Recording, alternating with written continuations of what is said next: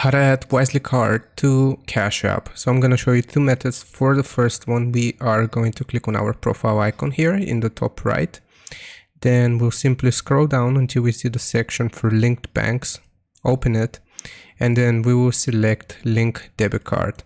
Now your Wisely card will count as a debit card most probably, so you will need to fill out the information here, so the debit card number, the expiration date, the CVV, as well as your zip code.